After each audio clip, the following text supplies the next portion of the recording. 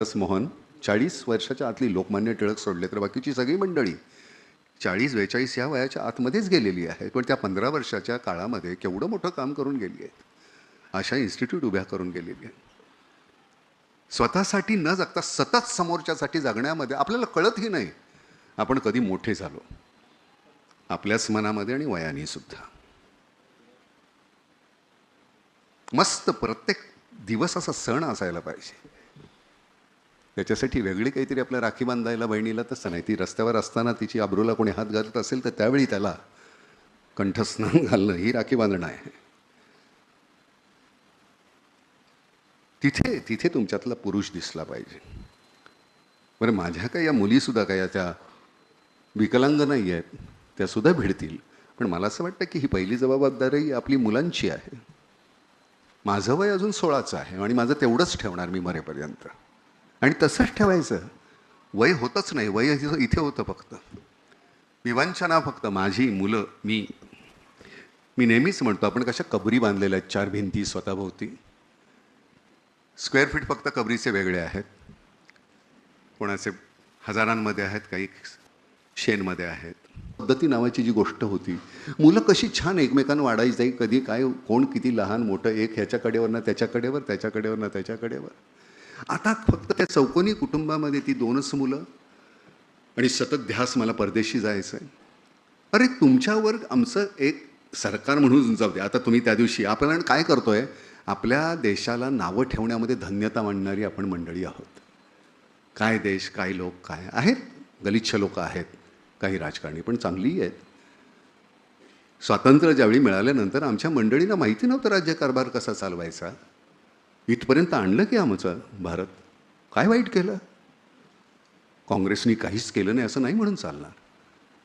आम्ही फक्त तोपर्यंत स्वातंत्र्यवीर होतो, तोपर्यंत आम्ही स्वातंत्र्य लढ्यातली मंडळी होतो. त्याच्यानंतर काही माहीत नसताना इथपर्यंत भारत आणायचा म्हणजे काहीतरी केलं आहे. त्याच्यामध्ये चुकामाका खूप झाल्या असतील, पण तरीसुद्धा आपण कशात धन्यता, आपण त्यात जायचं नाही, आपण त्यात करायचं नाही. आणि माझ्या तोंडात शिव्या येतात खरं. पण काय नावं ठेवण्याच्या पलीकडे आपण काय करतो? मग ते काय करू शकतो ते केलं ना तर आपल्याला सगळ्यांना सोपं जाईल. हे सरकार शेतकऱ्यांच्या बाबतीत खूपच छान काम करतं आहे. मी BJPचा नाही, मी काँग्रेसचा नाही, मी शिवसेनेत, मी कुठल्याच पक्षाचा नाही. मला जे काही आवडलं तर मी त्यांचं छान म्हणेन, नाही आवडलं तर मी म्हणेन तुम्ही घाण करताय. इतकं साधं असावं. पण तितकं असावं की एका कुठल्या पक्षाची कास कधीही धरू नका. कोणी चांगलं करत असेल त्याला चांगलं म्हणा, वाईट करत असेल तर गचांडी धरा, पण ते करा. कारण हे तुमच्याकडनं अपेक्षित आहे. एक गठ्ठ मतं नाही गेली पाहिजे. तुम्ही विचार करा काय करताय. 5 वर्षात तुम्हाला एक मतदानाचा हक्क मिळतो, त्यावेळी विचार करा कुणाला मत देतोय आपण. केवढी मोठी गोष्ट आहे तुमचं एक मत. म्हणजे सगळं पलटून टाकून शकतो आपण. जे केलं तुम्ही गेल्या निवडणुकीत. स्वतः तुम्ही, आपण नुसती धान्य नाही पेरायची, झाडं नाही लावायची. डोंगराची ते कुठेतरी बीज शोधायला पाहिजे. डोंगर तयार व्हायला पाहिजेत. डोंगर पेरूया आपण मोठमोठे असे छान. आणि जे इथे आहेत फक्त ते निद्रिस्त आहेत. फक्त स्वतःसाठी नका करू तुम्ही. मला आज अगदी ह्यासाठी इथे यायचं होतं. मला एरवी तुमचा कुठला कोर्स आहे काय आहे, आमचं खरे जो आहे विवेक, जो हा माझा मित्र आहे, हा फार मोठा माणूस आहे. विवेक 1 मिनिट उभा राहशील का? हा विवेक, ह्यांचं कॅन्टीन आहे इथे. ॲथॉरिटी आहे माणूस रेल्वेच्या संदर्भातला. माझ्यापेक्षा लहान आहे, त्यामुळे मी अरे तुरे त्याला करतो तुमच्यासमोर. एरवी त्याला मी अरे तुरेच करतो. निळूभाऊ होते ना, त्यांनी एका सुषमा शिरोमणीच्या एका सिनेमामध्ये काम केलं होतं. शाकाल वगैरे असं काहीतरी होतं. तसं मोठमोठे असे काहीतरी मशीन्स केलं होतं. लाल पिवळे हिरवे दिवे लागत होते. ले नाही असं करत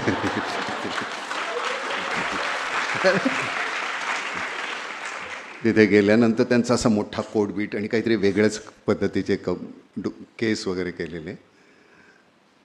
तर चुकून त्यांच्या पॅन्टचं बटन एक कुठलं तरी उघडं होतं. मी म्हटलं निळभाऊ बटन उघडं आहे, यायला त्याला हात लावल्यानंतर कुठला दरवाजा कुठं उघडेल माहिती नाही म्हणून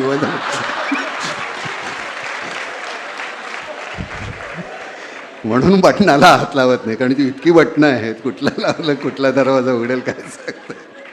आणि हे निळू भाऊच बोलू जाणे. माझे गॉडफादर बरं का. एका चित्रपटामध्ये त्यांना मुख्य भूमिकेसाठी बोलवलं होतं. त्यांनी दिग्दर्शकाला सांगितलं की मी करेन, पण तो पोरगा नवीन आला आहे, त्याला बघ, त्याला विचार, तो माझ्यापेक्षा चांगलं करेल. अर्थात त्यांच्यापेक्षा मी चांगलं कधीच करू शकणार नव्हतो, पण ही ताकद लागते समोरच्याला छान म्हणणं. ते आमचे निळू भाऊ, ते आमचे अरुण सर नाईक. ह्या मंडळीने खूप केलं आमच्यासाठी, नवीन पिढीसाठी. कुणी घर देतं का घर असं बोलून घर नाही होत. मला परवा एक छान अतिशय ॲप्रिशिएट कोणीतरी करण्याचा एक सगळ्यात सुंदर आनंद कुठला, ते एक माणसाचा फोन, खूप आयुष्य आहे तुमच्याकडे, नाही तर नुसतंच जगायचं नाही. मला सांग की मुन्नी बदनाम हो गई किंवा अमुक अमुक ही जी गाणी आहेत यांना प्रसिद्धी कोणी मिळवून दिली? आपणच दिली, नाही का? मी असं नाही म्हणत की तुम्ही जनगण मन सारखं म्हणा, की काही ग्लिसरीन घालावं असं नाही लागलं. पण तिथे करत असताना तुम्ही काही मंडळींनी पाहिलं असेल नटसम्राट, उलटं शूटिंग झालेलं आहे. शेवट पहिल्यांदा केला आहे. आणि कारण ती दाढी मोठी वाढलेली होती आणि ती कापत कापत कापत आणि मग शेवटी सुरुवात ही शेवटी शूट केलेली आहे. तर तोही एक एक्सपेरिमेंट होता. आम्ही एक नाटक करत असताना तनमाजोरी, त्याच्यामध्ये आमची प्रमुख भूमिका करणारी नटी होती, तिच्या नवऱ्याचं निधन झालं रात्री. त्यामुळे दुसऱ्या दिवशी सकाळी शक्य नव्हता प्रयोग. त्यामुळे आम्ही मेकअप केलेले सगळे, पडदा उघडला आणि समोर आलो. स्मिता पाटील त्यावेळी प्रयोगाला आली होती त्या, आणि तो तिच्या त्यांच्या नाही आहे, स्टेजवर आहे असं समजून मी अभिनय करेन. तिच्याशी जसं बोलायचं, तिला त्रास देणं, अमुक असेल, जे काही असेल. ते म्हणले चालेल. आणि ती मुलगी आहे असं समजून 2.5 तासाचं नाटक केलं आम्ही. आयुष्यामधला तो एक काहीतरी विचित्र प्रसंग होता. स्मिता आतमध्ये येऊन म्हणाले, अरे किती नशीबवान आहेस तू, अशा पद्धतीनं. अगं म्हटलं मलाही माहिती नव्हतं, कदाचित फियास्को झाला असता, फसलं असतं सगळं, पण त्या फसण्याला घाबरायचं नाही. आपण काहीतरी नाही हरू, मग काय होईल, नाहीतर मग ती काल आमची सिंधू खेळलीच नसती. पहिला सेट जिंकून ती हरली, त्याचं कारण ॲग्रेशन कुठेतरी कमी पडलं. ती पलीकडची पोरगी होती, ती एवढीशी होती, पण ती असं जी ओरडायची एक पॉईंट घेतल्यानंतर, तिचं ॲग्रेशन इतकं होतं. आणि तेच तिने जिंकल्यानंतर ती ज्या पद्धतीने होती ती, कारण त्यावेळची ती वेळ तुम्ही सोडायची नाही, कारण ती पुन्हा येत नाही. ती वेळ धरायची असते, तर ती वेळ धरा.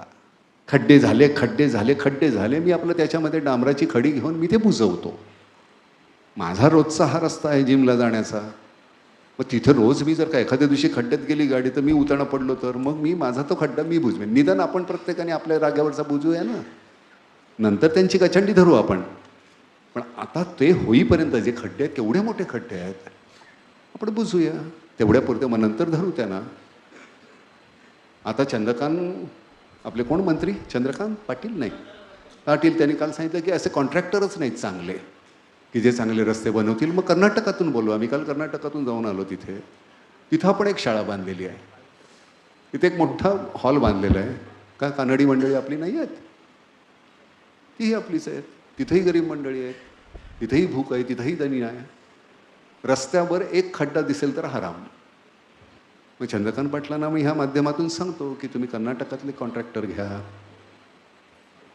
नाना बोल बोल. एक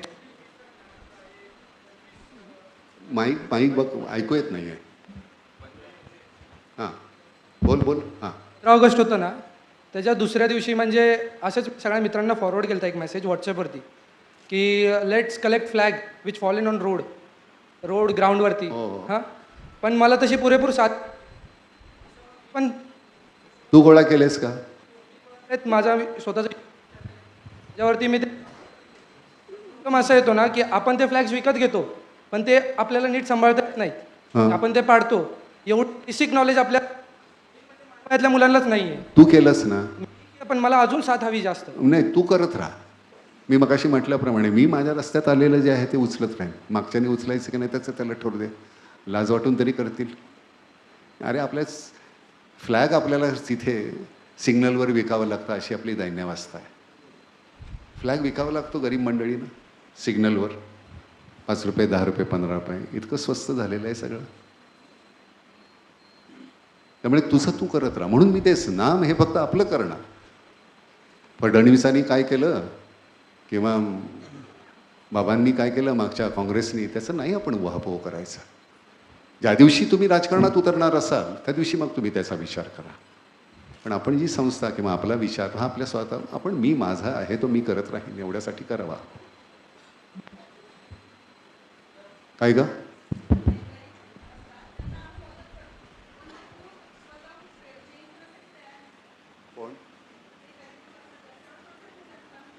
बघ आता गंमत अशी आहे की शाळा आपण काढतो ना गावागावामध्ये, तिथे विद्यार्थी येत नाहीत. त्या विद्यार्थ्यांना काहीतरी लालूच लागते. त्या विद्यार्थ्यांना आम्ही काय करतो, छोटी मुलं असतात त्यांना मग काय चॉकलेट आहेत का, गोळ्या आहेत का, खाऊ आहे का, ते पहिल्यांदा खाऊसाठीच येतात, बाकी करण्यासाठी येत नाहीत. आणि मग ते खाऊ घेऊन त्यांचं ते तृप्त झाल्यानंतर त्यांना मग कधी ब कड शिकवायला लागतो. तुला खरं सांगतो, एकदा जमलं तर तू हेमलकशाला जाऊन ये. आली आहेस का जाऊन कधी? जाऊन ये तिथे पाय. तुम्हाला खरं सांगतो ह्या सगळ्या ज्या आहेत ना, प्रकाश आनंदवन किंवा हेमलकसा, आता हेमलकशाला अजून आतमध्ये त्यांनी काढलेली आहे, तर तिथे जाऊन या. म्हणजे तिथे आपल्याला पूर्ण आपल्याला स्वतःला पाणी शुद्ध करण्यासाठी ॲक्वागार्ड जसं लागतं ना, तसं हे ॲक्वागार्ड आहेत आपण आपल्याला शुद्ध करून घेण्यासाठी. तिथे एकदा जाऊन या म्हणजे मला लक्षात येईल. हे असंच होणार. आपण थांबायचं नाही. हे होत नाही होत नाही नाही ते होत नाही. मग एकाकडनं दुसऱ्या, आता प्रकाशच्या वेळी त्यांनी सुरू केलं, त्यांना भाषासुद्धा येत नव्हती. माडिया भाषा हे त्यांनी शिकून मग त्याच्यानंतर कसं कम्युनिकेट केलं असेल. वर्ष गेली, त्यांच्याकडे माणूस येत नव्हता, पेशंट येत नव्हता. साईबाबाकडे जाण्याची गरज नाही, साईबाबा येत. हां तर तर मग कास्ट हा विषय काय आहे की असं आपण कॉलेजला गेलो की ह्या कास्टला ही सवलत असणार. हे बघ आता त्या सामाजिक ज्या काही गोष्टी आहेत त्याच्याबद्दल मी नाही बोलू शकत. मग त्याचा गदारोळ होईल, मग त्याच्यानंतर कॉन्ट्रोवर्सी, संध्याकाळी लगेच चर्चा त्याच्यावर. नाना म्हणलं हे आरक्षण नको, नाना म्हणलं ते आरक्षण नको, नानाला जोडा. नानाला काय अक्कल आहे. तर ते जे काय आहे राजकारणी याच्यावर घटनेमध्ये आहे ते त्यांचं त्यांनी बघावं. मला कधी जर वाटलं तर मला कुठल्याही आरक्षणाची गरज लागली का, मला समजून घ्या. असं मगाशी मी म्हटल्याप्रमाणे माझा अभिनय समजून घ्या. आपण त्याच्या पलीकडे जाण्याचा प्रत्येकाने प्रयत्न करा. काल ती मुलगी, आपली एक मुलगी, तुम्हाला माहिती नाही, गॉल्फ नावाचा खेळ का आपल्या भारतामध्ये नाही आहे. आदिती अशोक नावाची मुलगी काल पहिल्या तिनांमध्ये होती. आज काय झालं मला माहिती नाही आहे, पण त्या बाईनं, त्या मुलीनं तो आपला खेळ कुठे पोचून ठेवला, फक्त त्या एक मुलीनं. 19 वर्षाची मुलगी आहे ती. काय आज सगळे सिंधू सिंधू सिंधू सिंधू काय देतो आम्ही त्यांना, खेळाडूंना काय प्रोव्हाइड करतो. 4 दिवसांनी 4 वर्षांनी ऑलिम्पिक आल्यानंतर उगाच आपल्या टी व्ही समोर बसायचं, आमचं तुम्ही एवढं नाव मोठं केलं म्हणायचं कोणी, आणि ज्यांनी नाही मिळवल्यानंतर मग कोणीतरी काहीतरी कॉमेंट करायच्या. तसं नाही चालणार. चीननी 10 वर्ष आपली माणसं पाठवलीच नव्हती आणि त्याच्यानंतर गेले, एक मेडल मिळालं नव्हतं आणि त्याच्यानंतर एकदम 100 मेडल घेतली होती. प्रिपरेशन नावाची काही गोष्ट असते की नाही. असंच नाही पटकन मला होता उगा नाना चल ते नटसम्राट करायचं असं नाही. हो, त्याला 8-10 महिने लागले, मला 15 महिने. आणि त्याच्या आधी लागूनही केलं होतं, तेव्हापासून ते कुठेतरी आतमध्ये नाही आपण केलं तर कधी असं होतंच.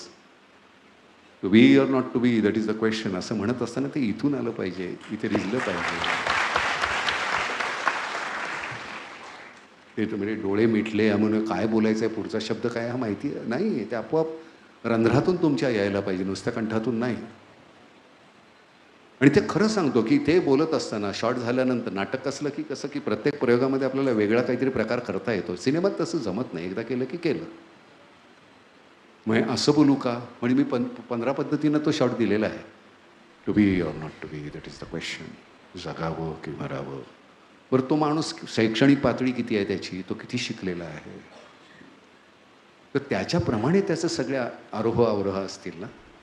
एक माणूस एकच ओळ ही वेगवेगळ्या पद्धतीनं बोलेल.